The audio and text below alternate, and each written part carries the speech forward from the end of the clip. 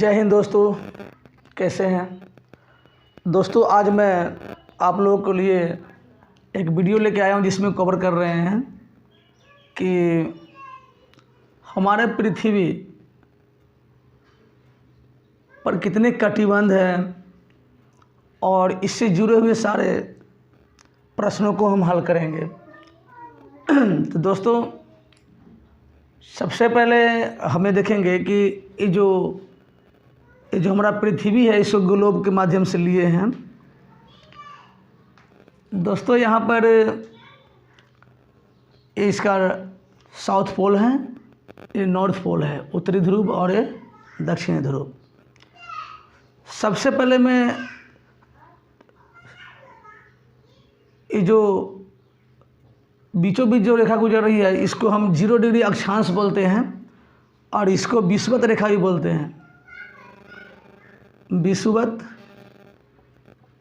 रेखा 0 degree अक्षांश भी बोलते हैं इसको। दोस्तों, ये हमारे पृथ्वी को 2 भागों में बीचों बीच डिवाइड करती है। इसको हम बोलते हैं विषुवत रेखा। और इससे ठीक 23.5 डिग्री नीचे जो रेखा गुजरती है इसको हम बोलते हैं दक्षिणी ध्रुव में, इसको बोलते हैं मकर रेखा। और ठीक 23.5 डिग्री इससे दूरी पर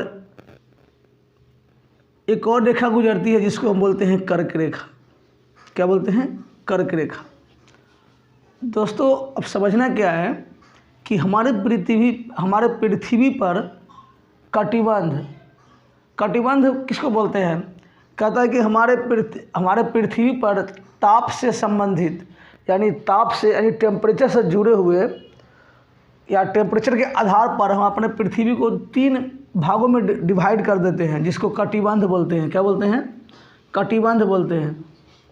कटिबंध बोलते हैं। और दोस्तों, हमारे पृथ्वी पर 3 कटिबंध है। 3 कटिबंध हैं। 3 कटिबंध उत्तरी ध्रुव में है और 3 कटिबंध दक्षिणी ध्रुव में है। देखते हैं कौन कौन से हैं। तो देखिए, विषुवत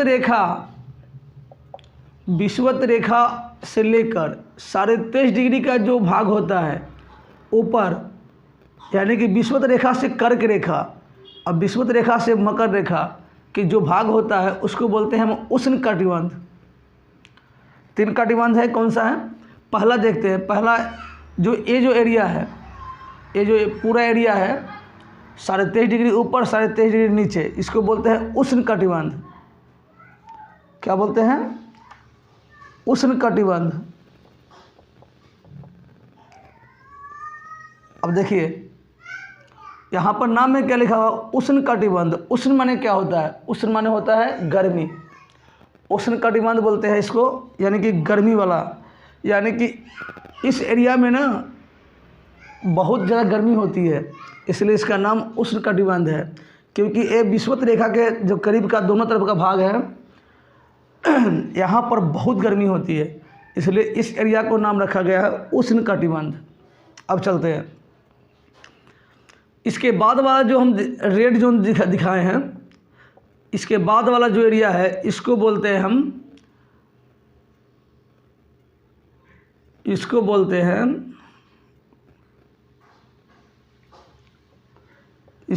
हैं समशीतोष्ण कटिबंध।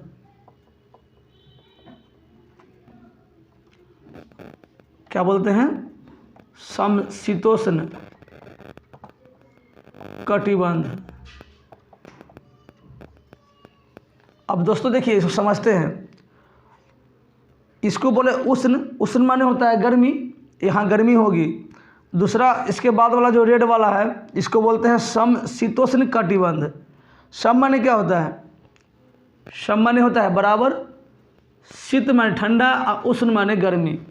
कहता है कि इस कटिबंध में समशीतोष्ण का मतलब होता है कि ठंडा और गर्मी दोनों बराबर होगा। तो इस कटिबंध में ठंड और गर्मी दोनों बराबर होता है।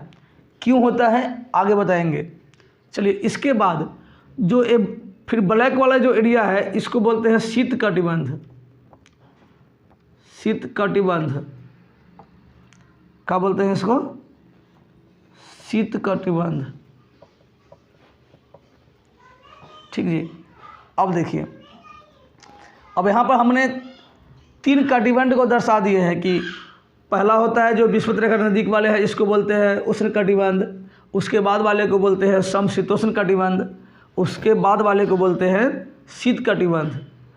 अब शीत का मतलब क्या होता है? शीत का मतलब होता है ठंड।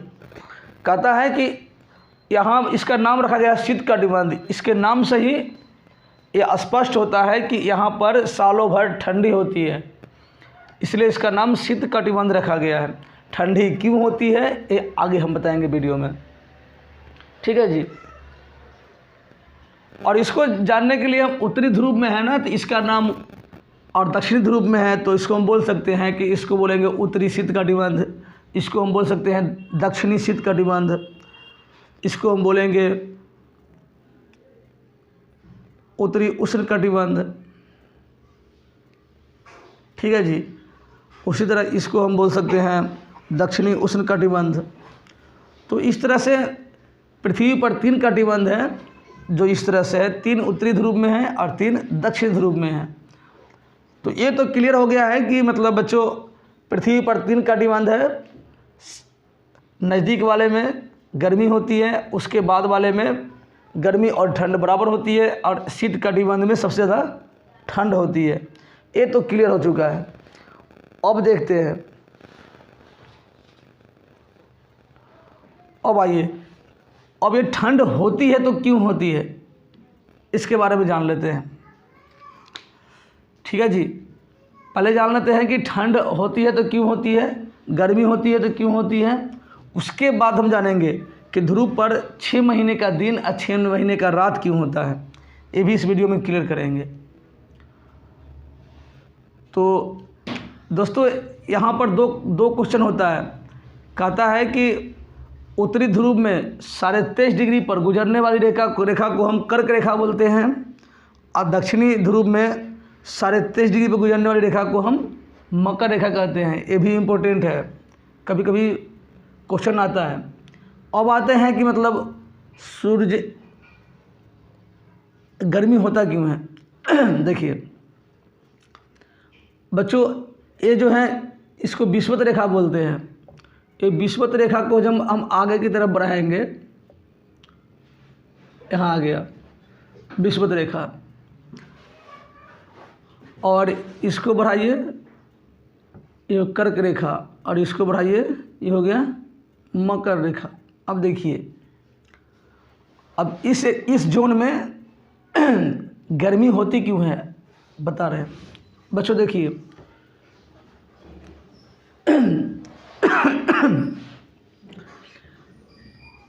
सूर्य 0 डिग्री जो अक्षांश है, जिसको हम विषुवत रेखा कहते हैं, यहाँ से लेकर उत्तरी ध्रुव में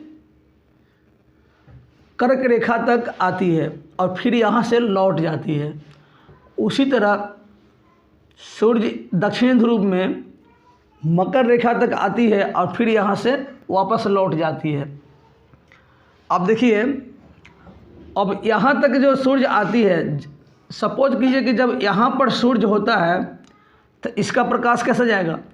यहाँ सूर्य होगा तो इसकी प्रकाश इस तरह से आएगी और इस तरह से जाएगी, और कुछ किरणें यहाँ तक पहुँचती है जो तिरछी किरणें होती है। और आपको पता है कि तिरछी किरणें सूर्य की बहुत कमज़ोर हो जाती है, लेकिन इसकी सीधी किरणें यहाँ तक पड़ती है, कुछ यहाँ पड़ती है। जब ये सूर्य यहाँ आ जाता है तो फिर भी इसकी किरणें यहाँ पड़ती है, यहाँ पड़ती रहती है। ठीक उसी तरह से जब दक्षिणी ध्रुव में यहाँ पर सूर्य आती है मकर रेखा पर, तो इसकी तिरछी किरणें कुछ यहाँ पर आती है, तिरछी किरणें, और उसके बाद यहाँ पर इसकी किरणें पड़ती है और यहाँ पर कुछ पड़ती है। अब देखिए, सूर्य यहाँ पर रहे या यहाँ पर रहे या यहाँ पर रहे, सूर्य इस तीनों में कहीं पर रहे या यहाँ पर रहे, क्योंकि ये तो आती जाती रहती है। अब समझिए कि सूर्य यहाँ पर रहता है, फिर भी इस एरिया पर प्रकाश पड़ती है, यहाँ पर रहे फ्री प्रकाश पड़ती है, यहाँ पर रहता है फ्री प्रकाश पड़ता है, यहाँ पर रहे फ्री प्रकाश पड़ता है, यहाँ पर रहे फ्री, इस एरिया में प्रकाश पड़ता है। तो बच्चों अब देखने वाली बात है कि इसको हम उष्णकटिबंध इसलिए बोला जाता है कि सूर्य की प्रकाश इस कटिबंध यानी इस जोन में हमेशा पड़ती रहती है। जब सूर्य की प्रकाश यहाँ पर हमेशा पड़ते रहते हैं तो एरिया ज़्यादा गर्म होगा, क्योंकि सूर्य की प्रकाश में ऊष्मा होती है। इस एरिया को ये हमेशा क्या करता है, गर्म रखता है, इसलिए इसको बोलते हैं उष्णकटिबंध। और एक और चीज़ बताते हैं, सूर्य को यहाँ से यहाँ आने में 3 महीने लगता है। क्वेश्चन बनता है यहाँ पर कि सूर्य को विषुवत रेखा से मकर रेखा तक जाने में कितना टाइम लगता है? 3 महीने का लगता है। और फिर सूर्य को यहाँ से यहाँ आने में 3 महीने का टाइम लगता है, यानी कि विषुवत रेखा से कर्क रेखा पर जाने में 3 महीना लगता है। और फिर कर्क रेखा से विषुवत रेखा तक आने में 3 महीने लगता है। फिर यहाँ से यहाँ आने में 3 महीने लगता है, और फिर यहाँ से यहाँ जाने में 3 महीने लगता है। अब देखिए यहाँ पर, यानी सूर्य को कर्क रेखा से मकर रेखा तक आने में 6 महीने का टाइम लगता है। यहाँ चला 3 महीने यहाँ, फिर 3 महीने यहाँ। तो बच्चों सूर्य को कर्क रेखा से मकर रेखा तक आने में 6 महीना, और फिर कर्क रेखा से मकर रेखा से कर्क रेखा तक आने में 6 महीना, यानी कि सूर्य एक बार पूरा चक्कर 1 साल में पूरा करता है। अब क्वेश्चन बनता है, देखिए अब देखिए, जब सूर्य यहाँ पर था तो थोड़ी सी प्रकाश यहाँ पर पड़ा, इसलिए यहाँ पर थोड़ी गर्मी और ठंड दोनों बराबर होता है। लेकिन सूर्य कभी भी इससे आगे जाता नहीं है और इससे आगे आता नहीं है, इसलिए इस एरिया पर ना सूर्य की प्रकाश की बहुत ही कमज़ोर यानी तिरछी किरणें पड़ती रहती है। इसलिए यह कटिबंध हमेशा ठंड रहता है, क्योंकि यहाँ पर सूर्य का प्रकाश आता नहीं है। ये तो क्लियर हो गया कि कटिबंध में गर्मी कहाँ होता है, गर्मी कहाँ होता है, ठंड कहाँ होता है।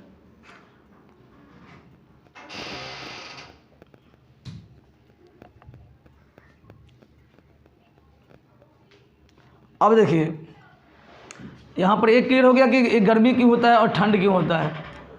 अब देखिए क्योंकि यहाँ पर सूर्य की प्रकाश कम पड़ती है और पड़ती है तिरछी पड़ती है, इसलिए शीत है, ठंड प्रदेश है।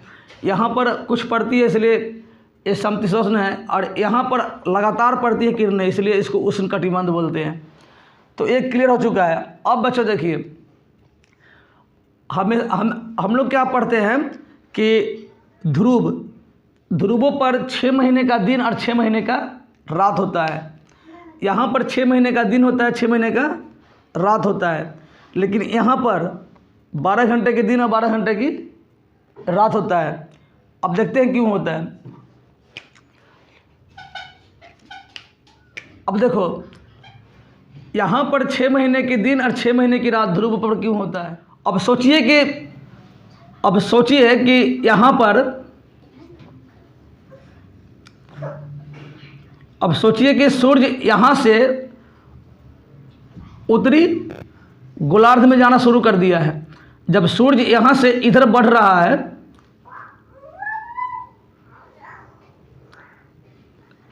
और सूर्य जब यहाँ पर आता है तो इस एरिया में ना क्या होता है, प्रकाश जाती है।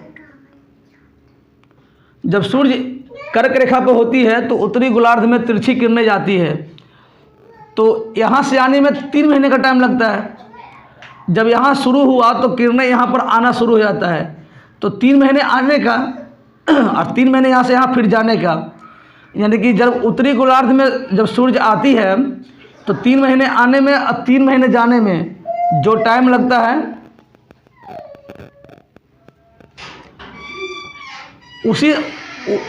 उसी अवधि में यहाँ पर 6 महीने का, यानी 3 + 3 कितना हो गया,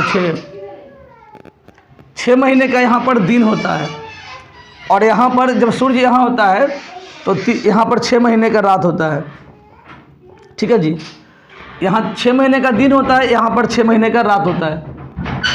जब सूर्य फिर यहाँ से जब यहाँ आती है 3 महीने हो जाता है। जब सूर्य यहाँ से यहाँ आता है 3 महीने, अब फिर लौट के जाने में जो 3 महीने लगता है, इस अवधि में यहाँ पर 6 महीने का दिन होता है और यहाँ 6 महीने का रात होता है। बच्चों सीधी सी बात है कि जब सूर्य कर्क रेखा पर आती है और कर्क रेखा से वापस जाती है विषुवत रेखा तक, तब तक उत्तरी गोलार्ध में 6 महीने का दिन होगा। उसी तरह से जब सूर्य मकर रेखा पर आएगी और यहाँ से वापस जाएगी तो दक्षिणी गोलार्ध में 6 महीने का दिन होगा। जब यहाँ पर दिन होगा 6 महीने के, तो यहाँ पर 6 महीने का रात होगा, और जब यहाँ पर 6 महीने का दिन होगा तो यहाँ पर 6 महीने का रात होगा। ये डाउट क्लियर हो गया। अब बच्चों इसमें एक और चीज़ है। अब आपके मन में सवाल आएगा कि इस एरिया में 12 घंटे का दिन और 12 घंटे का रात होता है, तो यहाँ पर 6 महीने का दिन और 6 महीने का रात क्यों होता है? एक क्वेश्चन आता है, दिमाग में आएगा कि भाई यहाँ पर 24 घंटे में ना पृथ्वी एक चक्कर, यानी कि पृथ्वी एक बार इस तरह से जो घूमती है 24 घंटे में पूरा कर लेती है।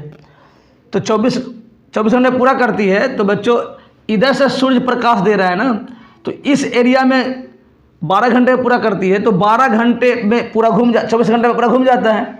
तो 12 घंटे का दिन होता है, 12 घंटे का रात होता है, क्योंकि इस एरिया में 12 घंटे का दिन हो गया, तो इस एरिया में 12 घंटे का रात होगा, क्योंकि पृथ्वी इधर है, पृथ्वी के इस भाग में लाइट पड़ रहा है, तो 12 घंटे का दिन हो गया, 12 घंटे का रात हो गया।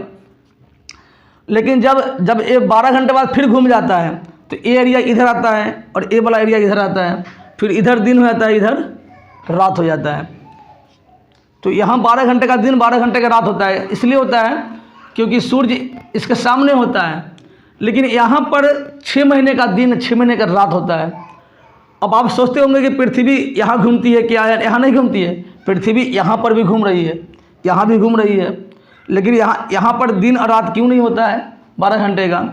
अब बच्चा सोचिए, जब सूर्य यहाँ पर होगा, यहाँ से यहाँ जाने में 6 महीने, फिर आने में 6 महीने, जब इस एरिया में सूर्य आता है तो घूमती है पृथ्वी, तो यहाँ पर प्रकाश पड़ती है, 6 महीने लगातार प्रकाश पड़ते रहता है, 6 महीने यहाँ पर लगातार प्रकाश पड़ते रहता है। पृथ्वी घूमे चाहे किसी भाग में, ये घूम जाएगी तो इधर प्रकाश होगा, इधर प्रकाश होगा, ये घूमती रहती है, यानी 6 महीने तक घूमती है, यहाँ दिन हो या रात हो, लेकिन यहाँ पर प्रकाश लगातार पड़ते रहता है, इसलिए यहाँ पर 6 महीने लगातार दिन होता है। और यहाँ भी घूमते रहता है, लेकिन यहाँ पर इसका प्रकाश आता नहीं है, तो यहाँ अंधेरा होता है। ये पृथ्वी घूमती रहती है, चाहे जो भी भाग इसका सामने आए, यहाँ पर 6 महीने का रात होता है।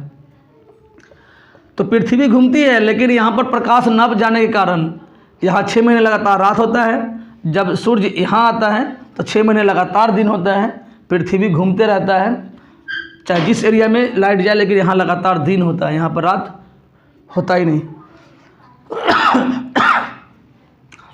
तो बच्चों मुझे लगता है कि अब आप लोगों का डाउट क्लियर होगा, और मेरा प्रयास कैसा लगा आप लोगों को, आप इसमें क्या सीखे, आप कमेंट करके बताइएगा। और मुझे उम्मीद है कि मैं आपको समझाने में सक्षम हूँगा, और मेरा प्रयास कैसा है आप बताइएगा, और इसको शेयर कीजिएगा वीडियो को, और आप लोग तैयारी कीजिए।